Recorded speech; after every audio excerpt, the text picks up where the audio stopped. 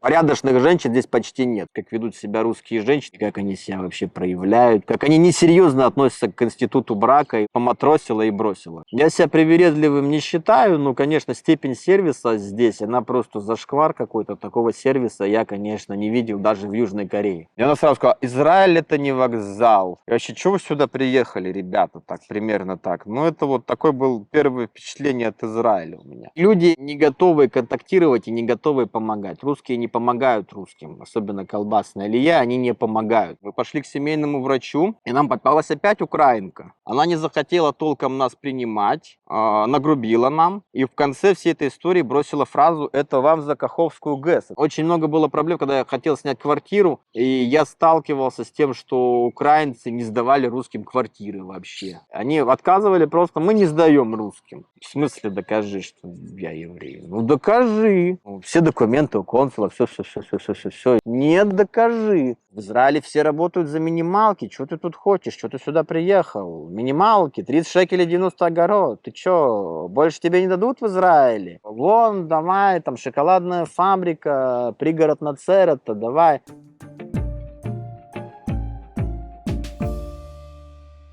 Всем привет, друзья! Сегодня мы поговорим с моим подписчиком из Инстаграма, который поделится с нами своими впечатлениями об Израиле за 2 года жизни в нем. А конкретно про качество сервиса, про бюрократию, про искусственно завышенные цены на недвижимость и про отсутствие перспектив. Уверен, друзья, ваше мнение во многом отличается от мнения героя этого видео. Буду рад увидеть ваши комментарии под видео. Итак, поехали! Привет, Анатолий. Зовут меня Анатолий, переехал в Израиль я где-то года 2 назад. Какие планы? Ну, планы, как бы, честно говоря, у меня смешанные чувства от Израиля, но в перспективе, скорее всего, переехать в другую страну, более адекватную с точки зрения цен и сервиса, потому что здесь есть проблемы с этим очень серьезные. Расскажи, с чего все началось? Когда ты решил репатриироваться? Подробнее об этом. Началось все с того, что я еще хотел уехать в 2015 году сюда, но тогда мне родственники не дали несколько документов, которые были жизненно важно необходимы для консула. Они не понимали этого и не хотели ни фотографий, ни копий присылать, вообще никакой информации. И поэтому я репатриировался уже с семьей сюда. В плане семьи ты женат? Ну, был. Выяснилось, что ребенок потом не от меня, и как бы тут много чего интересного выяснилось в Израиле, помимо всего прочего, суммарно. Но это как бы отдельная тема. Вот, и год и месяц мы ждали визита консула в Хабаровск, и еще 1,5 месяца мы ждали, даже не 1,5, 2 месяца мы ждали визу ребенку электронную, Алиф 5. И прилетели сюда. И здесь нас так обрадовали, очень интересно обрадовали в каком-то смысле, имеется в виду, что давайте сразу тут за общагу Сахнутовскую надо заплатить 70 шекелей за сутки, и надо вам искать жилье. При этом оттуда мы не могли никак забронировать, потому что Россия отрезана от мировых вот этих всех бронированных систем. И сайты, которые, например, местные, они у нас открывались через раз, включая сайты муниципалитетов. То есть интернет достаточно такой специфический в России, несмотря на все особенности. И мы сюда приехали, мы стали на местности искать недвижимость, где жить, что снять. Это как раз еще совпало с вот этой экстренной репатриацией, в кавычках, когда там хлынуло огромное количество народу, просто лютое количество. И мы приехали сюда, ну, там было несколько у нас вводных лекций от Центра Алии Интеграции, то, что у нас бесплатно. И нас сразу, я очень хорошо помню эту женщину, от Центра Алии Интеграции. И она сразу сказала: Израиль это не вокзал. И вообще, чего вы сюда приехали, ребята, так, примерно так. Ну, это вот такое было первое впечатление от Израиля у меня. Ну, что это у вас 80 тысяч сюда приперлось? Вообще, чего вы сюда приехали? И я так немножко, первое мое впечатление было вот такое. Я, конечно, я так понял, что-то, блин, как-то вот не так оно идет, как оно изначально нам рассказывали, как я с родственниками говорил, которые живут в Крайотах, и как это вот, например, они там типа мы встречаем там с израильскими флагами, все. И я как-то так напрягся очень сильно, но это было только начало истории. А что было дальше?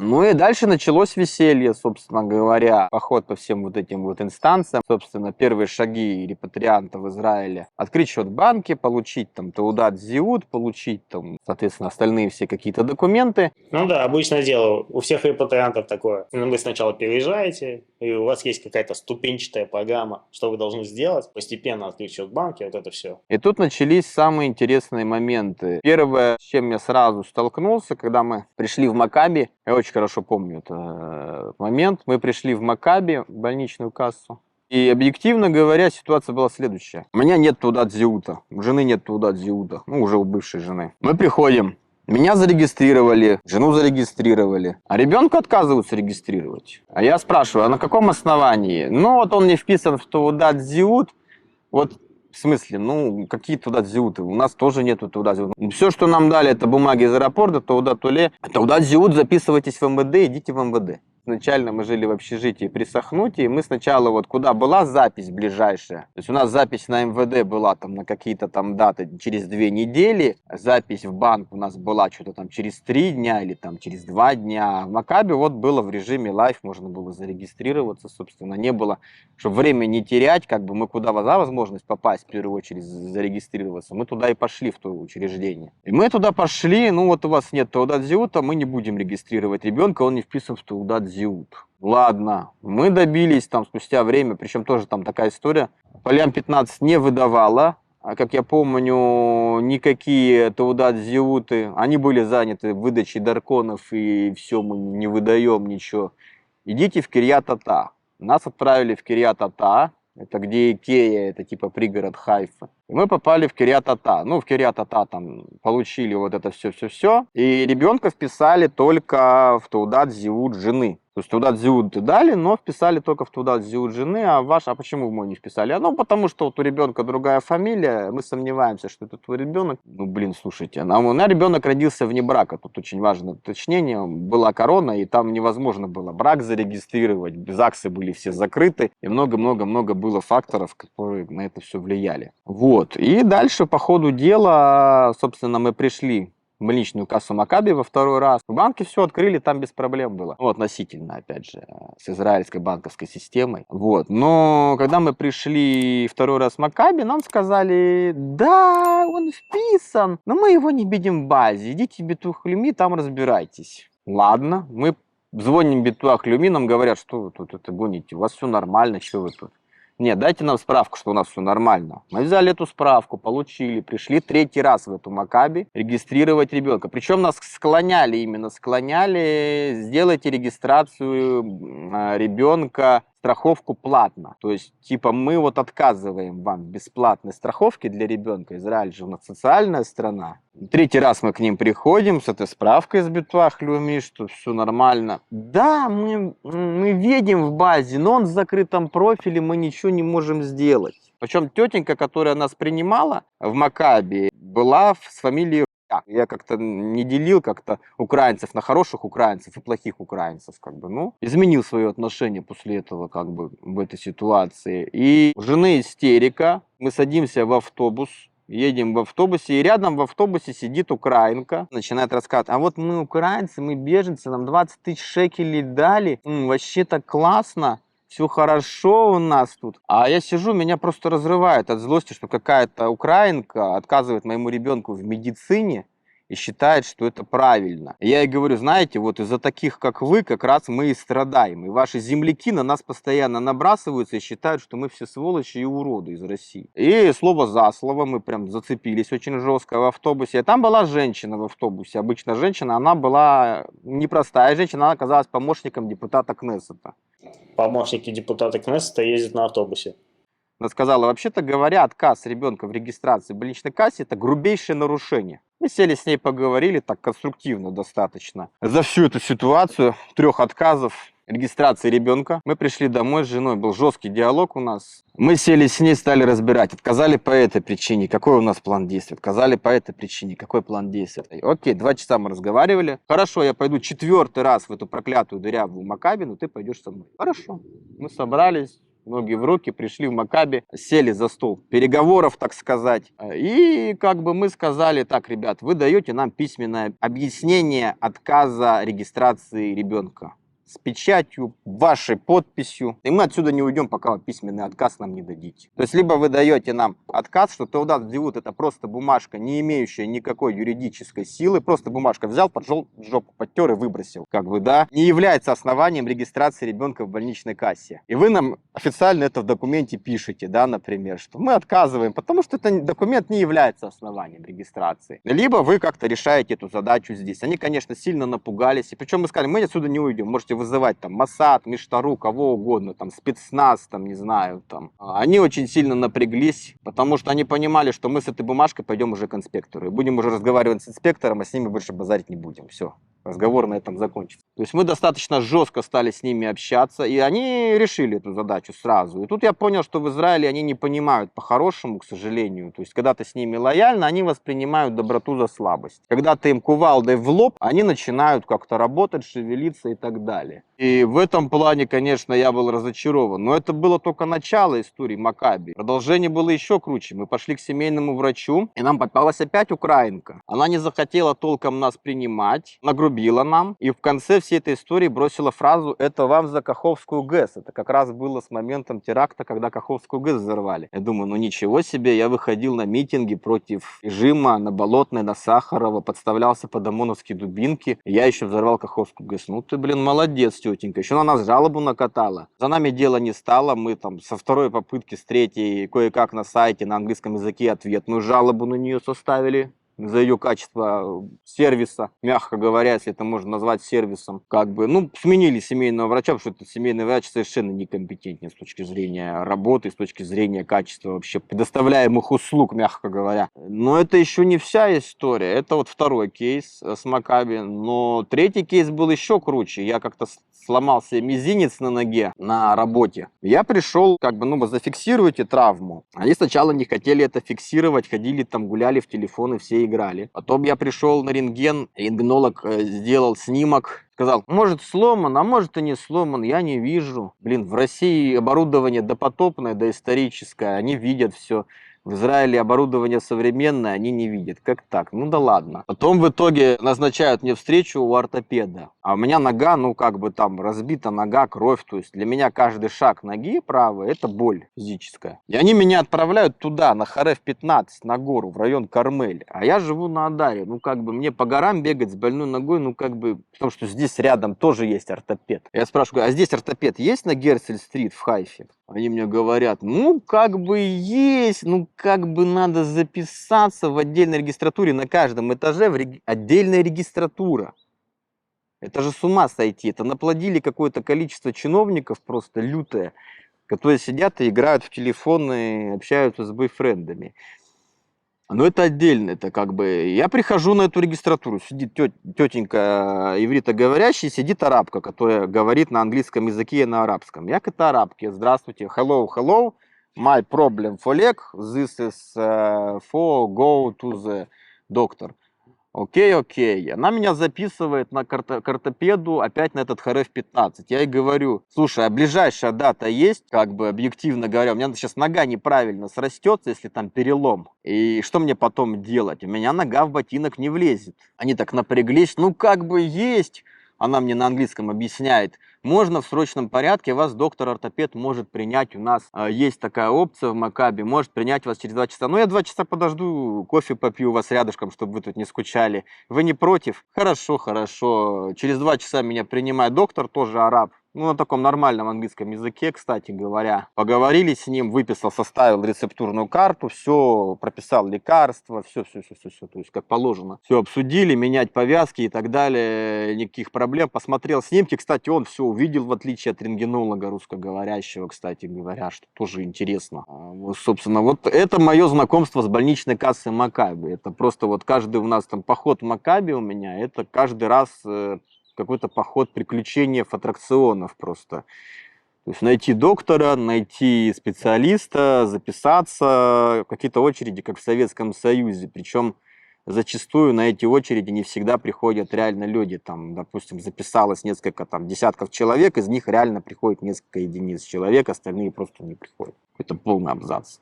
Расскажи, как ты искал жилье. Поиск жилья. Это, я думаю, наверное, бич, болезнь Израиля и вообще все, что с этим связано. Просто это какой-то дикий кошмар. Вот ситуация. Я искал жилье. 3-комнатная квартира. Ну, обычная хрущевка. Визуально я смотрю 1 к 1. Только качество этой хрущевки, конечно, далеко от идеала, так, без мата. Я захожу в эту хрущевку. Что я вижу? Балкон стекло вот от потолка до пола в балконной дверце, трещина во всю длину. Внизу стоит батарея пузырей, бутылок из-под водки, из-под пива стеклянных. Зачем убирать? Заедут жильцы, пускай они убирают. Мы же не будем, мы же великие израильтяне. Зачем нам убирать?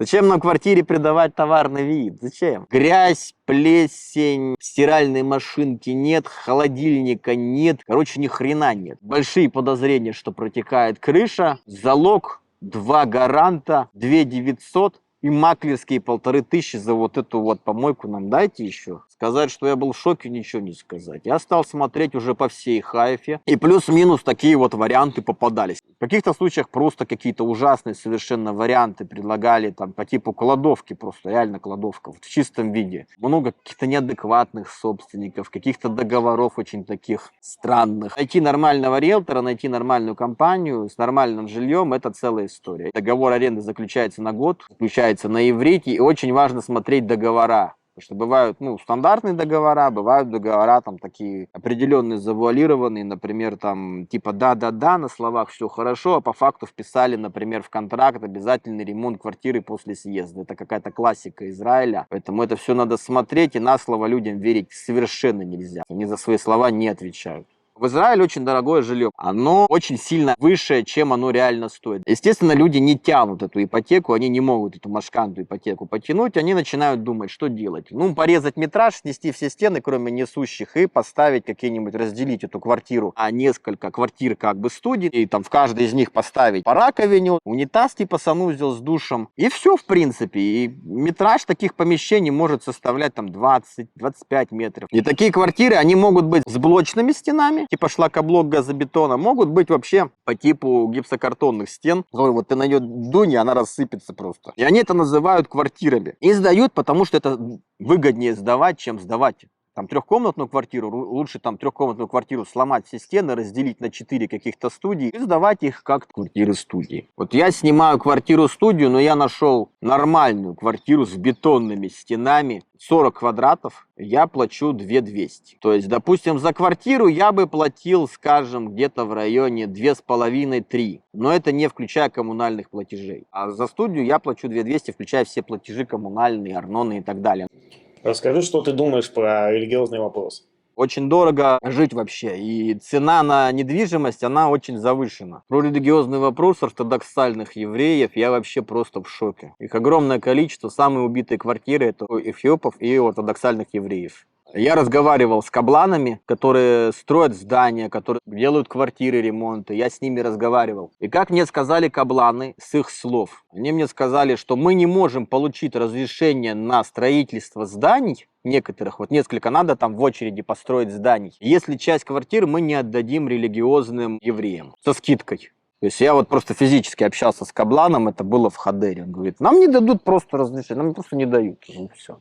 Я говорю, в смысле не дают? В смысле вот не дают, я не знаю, это коррупционная какая-то, либо это на законодательном уровне. Интересно, что ты об этом думаешь? Я думаю, это не очень адекватно, очень нерыночная цена из-за этого. Одни получают квартиры за даром, а другие вынуждены мучиться, платить 5000 шекелей машканту, получать зарплату 7000 шекелей там, на каком-нибудь заводе и там на 2000 выживать. Хорошо, если вы живете вдвоем, там, мужчина и женщина, там, допустим. Но тоже тут достаточно все дорого, тут образование дорого. Очень многие не могут здесь давать образование высшее, они отправляют людей в Россию учиться на медицинский факультет, допустим, в Москву, там снимают им квартиру, там оплачивают им учебу, получают диплом спустя там несколько лет, и потом этот диплом они подтверждают здесь, и это все равно выходит дешевле, чем было бы учиться здесь. Это как-то вот здесь очень неразумно, очень дорого. Вы знали о такой теме? Я, например, не знал. Спасибо, Анатолий, что рассказал об этом. Расскажи про свою жену. Я слышал, что вы развелись. Был женат однажды с одной женщиной. Приехали в Израиль, она совершенно по-другому начала себя вести, некорректно, как бы мягко говоря, и наш брак распался, закончился на этом. Но я заметил, в Израиле это очень такая распространенная история. А что конкретно случилось? скажем так, там нарисовался третий человек на горизонте, не из Израиля, который присел на ухо моей жене, а я этот момент пропустил. Вот ты говоришь, стала совсем по-другому себя вести. А в каком плане? Не хотела трудиться абсолютно вообще. То есть у нее случился такой момент, что она не захотела выходить из декрета. Декрет 3 года. Ну зачем? Зачем декрет еще? Я хочу пожизненный декрет. Зачем? 3 года это имеется в виду декрет в России. В Израиле-то декрет 3 месяца. В этом смысле русскоязычные женщины последних времен очень избалованные. Она не хотела работать. Она поработала полгода, хотя ее взяли даже без иврита. Но она сама уволилась, решила вернуться в Россию, но это ее выбор сознательный. Но она развелась сама через суд, без В моего. Израиле? Там. А, в России? А ребенок? Ребенок с ней. Она меня даже в курс не поставила. Это было, чтобы ты понял, как это было. Это смотрел фильм «Особенности национальной рыбалки». Моя жена пошла в театр, открытку прислала из Катманду. Не ищи меня, я нашла свое счастье. Вот это было примерно так же. Я сидел, занимался своими какими-то делами. Она сказала, я пошла гулять наш Принцак. Нету, 5 вечера. Где она? Я звоню. Я в аэропорту Багариона, абонент зоны действия сети. Я примерно такие же эмоции испытал, когда я это услышал. Все, то есть у меня просто был культурный шок, как, что, где. Я, конечно, был в полном шоке, но я как-то пришел потом в себя, но я понял, что с русскоязычными женщинами здесь нереально построить отношения. Как бы объективно. Общаясь с русскоязычными женщинами, русские и украинки, плюс-минус те же самые запросы. $1 000 000 в год, сидеть, ничего не делать и так далее. То есть мне такая женщина не интересна в этом смысле. Я за нормальные отношения. Просто раньше я играл в равноправие, а сейчас в равноправие больше играть не буду. Я теперь только за патриархат. В этом плане я в равноправие наигрался, хватит с меня, если заключение брака, никаких проблем, но патриархат и жесткий брачный контракт со всеми пунктами. А что значит патриархат в твоем понимании? Патриархат как в мусульманских семьях. Муж владеет полным контрольным пакетом контроля, а жены ее времени, вплоть там до всего. У меня 2 студентки есть, которым я преподаю русский язык, арабки. Одна из Туниса, одна из Египта. И они, конечно, очень удивляются, как ведут себя русские женщины, как они себя вообще проявляют, как они несерьезно относятся к институту брака, и поматросила и бросила. Для них это вообще, для них это разрыв шаблона, для них это, харам, нельзя, все запрещено. Я знаю мужика одного, которого женщина загнала счет минус 70 000 шекелей, потом ушла к датишному, сказала, мне не нужен бомжара. Второго выжила 40 000 шекелей и ушла к какому-то наркобарону. По сравнению с этими мужиками я отделался легко, я знаю. Порядочных женщин здесь почти нет. Если захотят написать в личку, пусть напишут. Я общался с израильтянками на английском языке. Квартиры нет, до свидания, ты мне не интересен. Мне достаточно английского языка, чтобы понять степень меркантильности этих женщин. Ты хотела сказать про каких-то пенсионеров, которые переезжают в Израиль в 45 лет и выходят здесь на пенсию или что-то такое? Про каких-то крохоборов, которые ходят по улицам, собирают вещи. Расскажи вот про это, что ты хотел сказать? Есть такая история совершенно потрясающая. Меня она тоже, конечно, удивляет и откровенно выводит на эмоции. В России есть такое выражение очень популярное. Перед законом все равны, но есть те, кто равнее. Это значит, что есть те, кто трудится до 67 лет. Недавно в России подняли пенсионный возраст. Раньше он был меньше. Есть те, кто может, допустим, сидеть в МВД, бумажки перебирать или там в налоговой в какой-нибудь государственной структуре. И в 45 лет выйти на пенсию, получить пенсионное удостоверение, а потом приехать в Израиль и сказать, о, я пенсионер, видите, пенсионное удостоверение, мне 45 лет, я пенсионер, видите? И государство Израиль полностью финансирует вот этих всех ребят, 45-летних, которые ни дня не проработали в Израиле, при том, что выходной возраст на пенсию, что-то там 67, но тоже достаточно высокий, как бы, то есть это не 45 лет, как бы лафа. И эти все ребята, они ходят просто вот с таким умным видом, получают деньги от Битуах Леуми, в пределах, что-то я слышал, около 2000, получают пенсию около 1000, там может больше даже, и получают еще аренду жилья, компенсации. И им этого, тем не менее, всего мало. Я уже не говорю то, что там помогают, не помогают родственники. И они ходят еще постоянно, шныряют, там собирают холодильники там постоянно, вплоть до того, что мы, допустим, делали ремонт в квартире. Некоторые израильтяне, они просто бывает, выбрасывают старую мебель, старую технику, там какие-то микроволновки, телевизоры бывает выбрасывают. И тут выбросили холодильник и выбросили унитаз. И мы стояли на балконе, просто пили кофе. И этот дяденька пришел, забрал сначала холодильник. Я ему говорю, слушай, блин, он какой-то, блин, такой крохобор. Сейчас, наверное, и унитаз заберет. И когда он пришел забирать унитаз, нашему удивлению не было предела. Просто это реальная ситуация совершенно была. Потому что пришел мужик здоровый, пригнал тележку, засунул этот унитаз в эту тележку и повез куда-то там. И причем они некоторые получают пенсию даже и там, и здесь. Потому что человек здесь ни дня не проработал. Я думаю, что государство Израиль надо пересмотреть свою политику в отношении этих людей, создать дополнительные рабочие места, чтобы они не скучали, и какая-то была польза. Я чувствую, что мы содержим огромное количество людей, которые не являются налогоплательщиками, и от них пользы, я не чувствую с точки зрения быта. Расскажи про свое изучение иврита, график труда, коах-адамы, то есть отделы по трудоустройству. Что ты хотел рассказать? Иврит достаточно сложный язык, и в нем сложно найти логику абсолютно для меня. Я первое время пытался как-то зацепиться в нем, пытался как-то для себя там разговаривать, коммуницировать с людьми, но объективно говоря, во-первых, есть ульпан, да, есть государственный ульпан, есть частный ульпан, то, что называется, который как бы компенсирует государство по ваучеру. И объективно говоря, это как бы есть, но на это нужно время и силы. А когда ты работаешь с утра до вечера, у тебя на это нет времени. Либо ты работаешь по 12 часов, у тебя нет на это времени. Ты можешь работать, то, что у них на заводе распространенная история 3 по 8, неделя утро, неделя день, неделя вечер. Но это совершенно никудышный график, и у меня такое чувство, что это специально совершенно сделано, чтобы ты никогда не смог там заниматься самообучением, саморазвитием абсолютно. То бишь, это нереально с таким графиком совмещать с какими-то языковыми курсами и как-то и так далее. И есть предприятия, которые чисто работают в дневную смену, есть фирмы единичные, которые со свободным графиком. Они есть, но их очень мало. Вот ты можешь, допустим, ты пришел, отбил там, сколько часов ты отработал и ушел. Но их единицы на самом деле таких фирм. А почему ты решил пойти на завод работать? Это первое, что, собственно, всплыло как бы. Потому что, допустим, в ресторан у меня есть поварское образование, но они везде почему-то хотят со знанием иврита. Действительно, почему в Израиле все хотят, чтобы было знание иврита? Полный абсурд абсолютно, с моей точки зрения. Зачем иврит на кухне, где как бы, Но они достаточно здесь привередливые в Израиле, и они не хотят брать без иврита. Хотя есть английский язык, но для них, видимо, недостаточно английского языка. То есть они считают, что иврит, прям иврит, вот нам надо с ивритом. А заводы в основном русскоязычные, люди там работают в основном русскоязычные, и там нет практики общения с ивритоговорящими. То есть с кем разговаривать и о чем разговаривать. Разговаривать с какими-то клоунами, которые даже багрута не знают, там, среднего образования, там, начальной школы. С ними разговаривать не о чем. Они шалом-шалом, как бы, все. То есть тут разговор закончен, как бы, в этом смысле. Разговаривать с какими-то начальниками, начальники маклахи, то, что цехи называются, они все русскоговорящие. И человек, он вынужден все время, как бы, он в одной языковой среде вращается, ему зацепиться не за что. Это правда. Когда ты вращаешься в одной языковой среде, точнее, когда ты говоришь только на русском, то ты никогда иврит не выучишь. Чтобы выучить иврит, нужно попасть в ивритоговорящий коллектив, и тогда ты прямо очень быстро выучиваешь. Вот у меня так было, когда я в армию попал.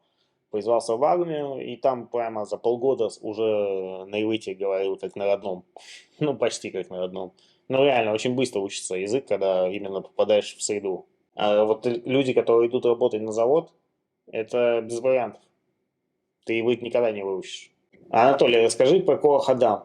То есть отдел по трудоустройству. Окей, коах-адамы. Коах-адамами еще веселее. Я пришел как-то в такая замечательная компания, в кавычках, опять же. И там попалась мне одна женщина по имени Мария, я как сейчас вспомню. И она со мной спорила до хрипоты, просто до хрипоты. Говорила, в Израиле все работают за минималки. Что ты тут хочешь? Что ты сюда приехал? Минималки, 30 шекелей 90 огород. Ты что, больше тебе не дадут в Израиле? Я вот сейчас работаю, для понимания, 50 шекелей у меня зарплата. Она со мной спорила до хрипоты. Она мне говорила, минималки зарплаты в Израиле. Ты чё? Вон, давай, там шоколадная фабрика, пригород Нацерета, давай. Я съездил посмотреть, это как бы... Они жарят орехи, они делают шоколадные батончики. Там температура у духовых шкафов 200 градусов. Вытяжка есть и кондиционер, но он не работает. Вот просто, чтобы ты понял. И ты вот весь мокрый, как мышонок, там, как лягушонок в этой всей истории работаешь. С утра до вечера, по 12 часов. И это полный атас. Я смотрел разные варианты, разные работы. Я сумел какое-то время поработать на автобусном заводе, Мерковим я поработал. Единственный плюс того завода, что реально там нормально кормили. Все, остальные на этом плюсы заканчиваются. А что, все работают по 30 шекелей? Не все. В основном кто-то 32, кто-то 35. Но тут очень сильно зависит от агента по трудоустройству. Это именно от Колхадама. Если ты попал к нормальному агенту, он может тебя устроить на завод за 42 шекеля. А если ты попал к какому-нибудь клоуну, который лишь бы дырку закрыть и комиссию получить, и неважно, как у тебя там дальше карьера вообще сложится, он тебя будет пытаться воткнуть туда за минималку поскорее, чтобы получить свою комиссию. Ему совершенно неинтересно тебя как бы продвигать, интересоваться, как у тебя вообще там сложится. И получается, что одни люди работают на заводе за 42 шекеля и делают меньше, потому что они не являются блатными какими-то там по блату, приглашенными. А другие работают, делают больше объем работы и получают 35-36 шекелей, например. И на тех же вакансиях, да. Так на самом деле везде в Израиле, не только на заводах. Еще зависит от того, умеешь ли ты договариваться. То есть ты приходишь, бывает, что в одной и той же фирме разные люди, то есть на одной и той же вакансии, да, люди работают с разными зарплатами. Один умеет договариваться и получает большую зарплату, другой не умеет договариваться, получает меньшую зарплату. Это правда жизни, тут ничего не поделаешь. Расскажи про график труда на заводах. График труда на заводах в основном либо 8, либо 12 часов, но как бы там перспектив никаких вообще. Расскажи, сколько можно заработать на заводах. Ну, скажем, на пекарне я работал, десятку можно заработать. Неделя день, неделя ночь. По 12 часов каждый день. Чистыми 9, за вычетом налогов. Государство Израилю надо же финансировать всех этих молящихся и всех остальных, которые заняты великим делом. Расскажи про колбасную алию и тыквенную латте. Что это такое? О, это уникальная история. Колбасная алия – это те, кого называют в 90-е, кто приехал сюда репатриироваться. Их называют колбасная алия. Такие достаточно озлобленные люди или обиженные, я не знаю, как правильно сказать. Но они ведут себя так. Они как бы ведут себя вот как в фильме «Брат 2», когда там вот едет вот этот таксист вечно недовольный, он там бьет в этот потолок, там типа приехал сюда, что ты приперся сюда, людей посмотреть, я вашего брата хорошо знаю, там давно езжу, вот примерно в том же стиле. И они общаются на вот этом сленговом языке. Они даже не смогли перестроиться на ментальном уровне.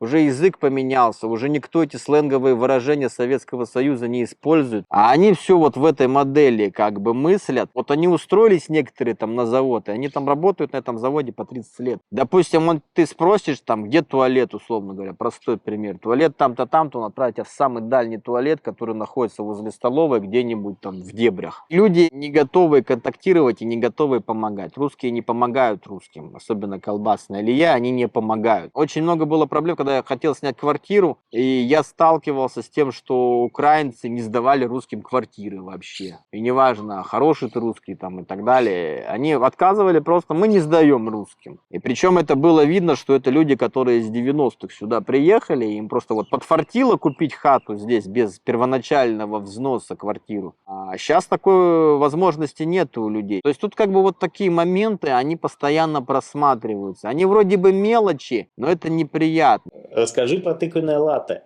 Тыквенная латте – это новая алия, которая приехала недавно. Тыквенная латте – это отдельная история Хайфа, мне рассказал один из местных. Даже группа есть в Фейсбуке «Тыквенная латте». Там ситуация была какая? Пришел человек, из Москвы приехал, и сказал, я хочу кофе латте. А они не добавляют в Израиле, ну вот в последнее время стало как-то это более-менее популяризироваться. В России, даже в провинциальном городе всегда есть кофе, даже кофемашина, и всегда есть сиропы, там карамель, ваниль, арбуз и так далее. А здесь это не популярно, здесь они, допустим, не добавляют никакие сиропы, потому что в России, допустим, ты заходишь в кофейню, там есть латте, капучино, экспрессо вообще такое никто не понимает, что такое экспресс в эти мензурки. Никто не понимает этого. Там объем стакана 250 миллилитров, 300 там с чем-то, 400. То есть там нет таких экспресс-чашек вот этих маленьких. Там есть разные раф кофе, охлажденный кофе, там, ну, разные совершенно варианты. А здесь нету этого. Здесь кто-то человек сказал, я хочу латте с тыквой.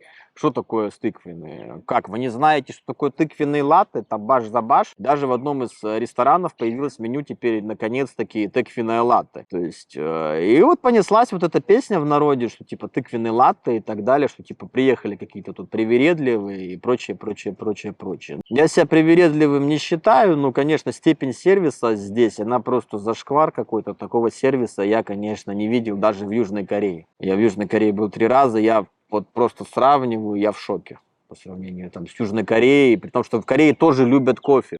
Ну-ну, и почему относятся плохо к репатриантам из тыквенной аллеи? Мне кажется, дело в том, что их очень много обманули в 90-е годы, и они как бы вот эту злобу, обиду пытаются выместить на следующих поколениях. Но это некорректно с точки зрения всего этого и организовано достаточно не очень. Особенно меня добила история с чековыми книжками.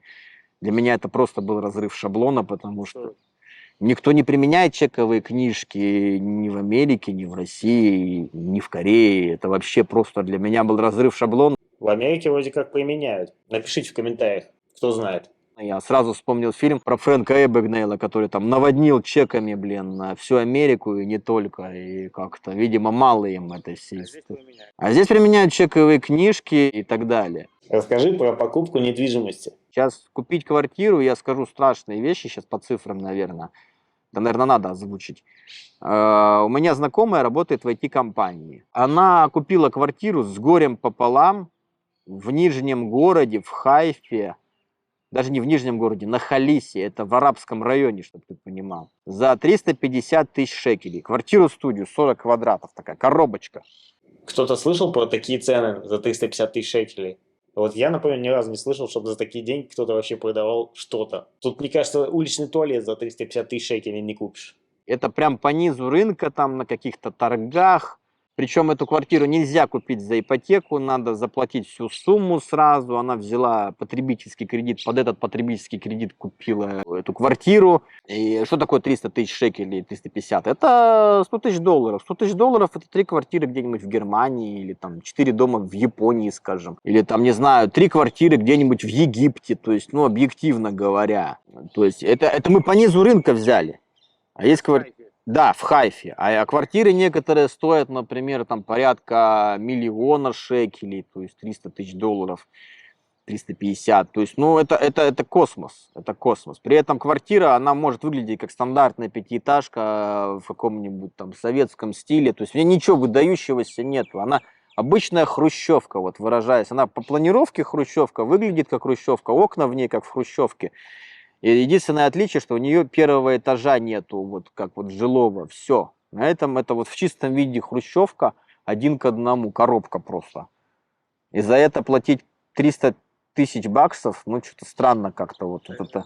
300 тысяч шекелей ты сказал, да? Нет, 300 тысяч баксов, допустим, если миллион стоит большая, типа 70 квадратов.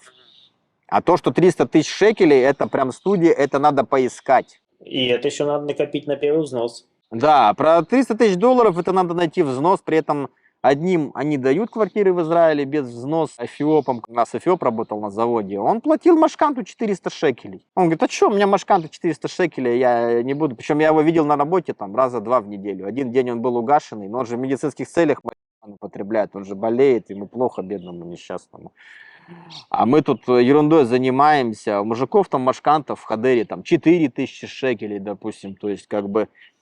Этот момент, он как бы сказывается, причем очень сильно. Это главная центральная тема на заводах сейчас, конфликтов. Вот этих непоняток, одним квартиры бесплатно за даром, а другим как бы типа в 10-кратной наценке как бы. И это главная причина, почему я здесь перспектив не вижу. А расскажи, что ты хотела сказать про МВД.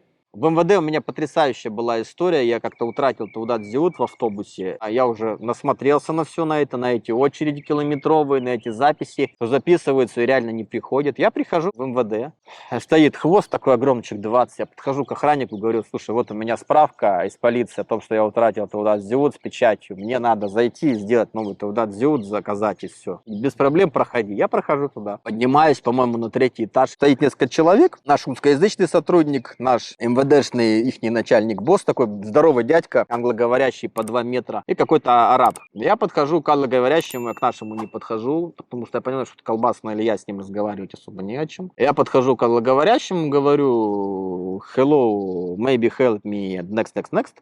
То, что за всю эту ситуацию объясняю ему как бы так. А он как бы понимает все. Я его спрашиваю, есть реальные места вот в режиме живой очереди, то, что называется, чтобы не ждать 2 недели. А он говорит, конечно. Очень много людей записываются и не приходят физически. Ну, надо тебе зайти в приложение, что-то там как-то. 7 раз мы пытались регистрироваться в этом приложении, не MyVisit, а какое-то другое. Нифига у нас не получалось, я уже не выдержал, подошел к нему, говорю, слушай, у меня нет столько времени, вот положа руку на сердце, вот в отличие от вот этих всех ребят в шапках ортодоксальных, которых времени с избытком, у меня столько времени нет вот этим заниматься. Он посмотрел на этого ортодоксального, у него даже изменилось выражение лица в этот момент. Мне надо вот просто, я зашел, оплатил государственную пошлину за Таудат Зиут, карточку провел, все, и мы расстались. Он говорит, беседер окей, говорю, выпиши мне пропуск. Он берет бумажку, выписывает мне пропуск на бумажке ручкой, ставит туда печать и заводит меня в зал, где работают сотрудники. 30 окон, камеры везде стоят, рабочий день в самом разгаре, никаких обсакотов, ничего. Все, я захожу. 1, 2, 3, 4, 5, 6 окно, сидит тетенька. Рабочий день в самом разгаре. Важный момент. У госслужащих 2 отпускных дня хофыша, а не 1, как на заводах или где-то. Что она делает в рабочий момент? Она сидит, красит ногти, лак делает, пилит ноготочки в рабочее время. Она занята великой работой. Может, маникюрный салон открыть. На нее 10 камер наставлено, но и пофигу. Она занята великим делом. Мы подошли на нее, вот так сверху вниз на нее посмотрели. Она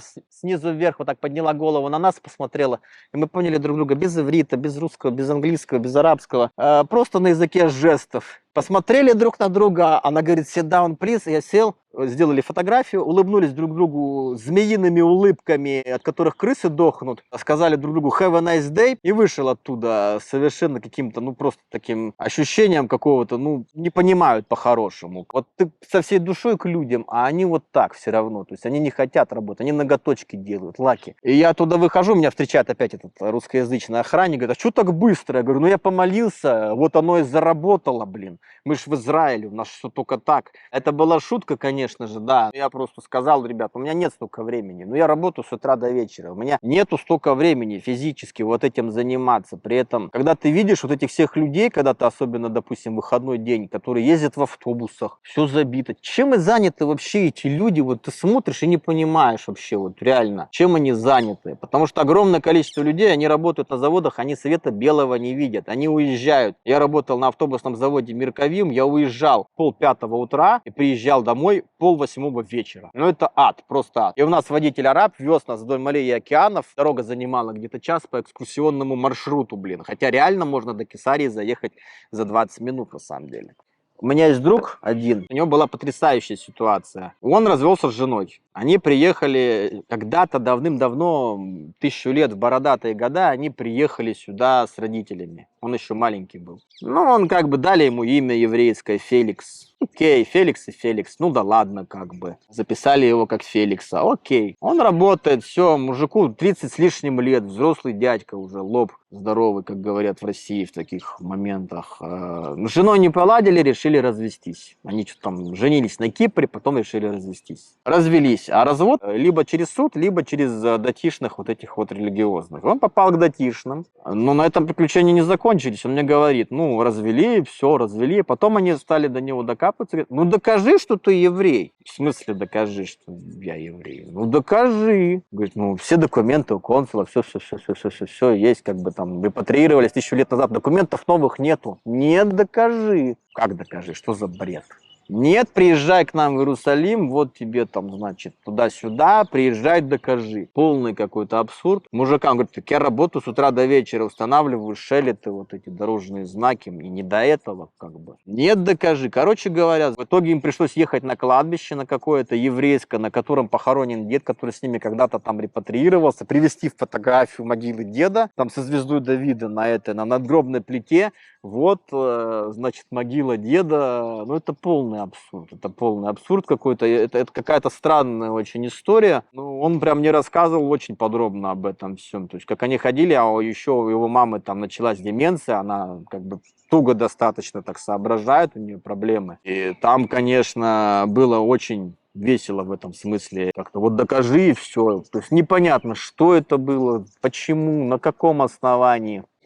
Давай подведем какой-то итог. Скажи, вот, в целом, что для тебя Израиль и есть ли какое-то мнение об Израиле? Я хочу сказать, что от Израиля у меня смешанные чувства. Минус Израиля в том, что здесь недоступно жилье совершенно, если не Алла Пугачева, только, я не знаю, там, или там Андрей Макаревич, да, тогда да. Жилье здесь недоступно абсолютно. Построить личную жизнь с женщиной здесь тоже почти нереально. Я общался с нашими русскоязычной диаспорой, женщинами, я общался с израильтянками. Все зациклены на деньгах, какое-то нищенское мышление.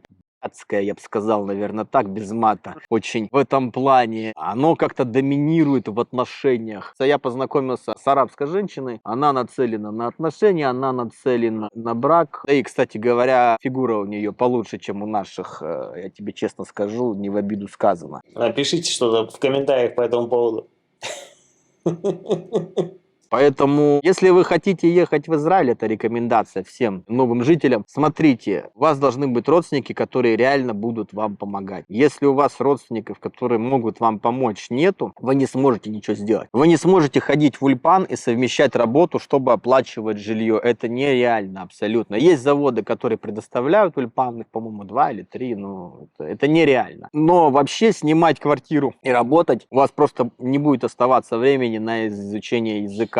Абсолютно никакого. То есть вам нужны родственники, допустим, у которых вы без головной боли сможете пожить несколько этих месяцев и подтянуть язык, которые готовы будут вас вытерпеть там и сказать: окей, хорошо, ты язык подтянул, уровень алиф получил, свободен как бы, да, но так это нереально сделать. Что ты хочешь сказать напоследок? Напоследок, выбор переезда – это выбор каждого, но не верьте совершенно чиновникам, им по большому счету на вас пофигу. Израильская бюрократия ничем не отличается от чиновников России, даже хуже в чем-то. А можешь какое-нибудь сравнение сделать? Вот уровень жизни в Израиле и уровень жизни в России? По уровню жизни, ну смотри, тут в Израиле зарплата $3500, 4 может быть, в месяц. В России, скажем, $1000 максимум, ну там $500. Но тут цены другие, тут цены, скажем, сделать, например, зубы у дантиста, у стоматолога, они тоже в 3 раза выше, чем в России. То есть ты как бы то на то и выходит, то есть с учетом инфляции и всех. А вот по налогам, что ты можешь сказать? Прогрессивная шкала подоходного налога, я еще не ощутил ее в полной мере, я ее ощущу только через год, когда уже там 3 года с момента репатриации пройдет. Но я думаю, тоже много будет достаточно сниматься. Но добавить к этому военный фактор того, что иногда звучат сирены. У нас недавно была сирена в Хайфе ночью. В 3 часа спишь, у тебя сирена. У меня как бы не было в России сирены. А вот насчет обстрелов и сирен, можешь какие-то свои ощущения, там, буквально пару слов рассказать? Первое время было немножко некомфортно, потому что ты видишь, оно вроде красиво, летит ракета, а другая ракета ее перехватывает, они взрываются, как бы типа салют. Но и ты понимаешь, что это не салют, и ты понимаешь, что все серьезно, это боевая ракета, которую перехватила другая боевая ракета ПВО. Некомфортно, скажем так, некомфортно. Мы это видели в пригороде Хайфы, в Крайотах, мы это видели ночью. Сейчас вот на днях был обстрел из Йемена, то, что мы читали, якобы 20 ракет было. Я прям, хлопки слышал, прям конкретно хлопки слышал. Неприятно. Многие, кто мне рассказывали, у кого есть дети, говорят, дети пугаются. Некоторые даже с проблемами со здоровьем, там просто дядька рассказывал, рядом с домом взорвалась боевая ракета, упала на кольцевую развязку Кикар, и ребенок замолчал. И год не разговаривал. Ребенок был в душе, больше он в этот душ не заходит, пришлось менять структуру здания и строить еще один душ отдельно для ребенка, потому что в этот душ он больше не заходит. И только через год он начал разговаривать. Ребенок просто боялся заходить в душ. Он просто боялся, потому что рядом взорвалась ракета, он боялся заходить. И год он не разговаривал. Его куда-то ходили, водили каким-то коммуникативный какой-то сад, его водили специально, то есть его вытаскивали, что он не разговаривал. Ну все, Анатолий, мы, можно сказать, обо всем поговорили. Да. Рад был познакомиться, рассказать в общих чертах. Все. Друзья, обязательно напишите свои комментарии. Я уверен, что очень многие темы у вас затронут за душу. Пишите комментарии и можете ставить тайм-коды, под какой частью видео эти комментарии. Все, жду вас в комментариях, друзья, давайте.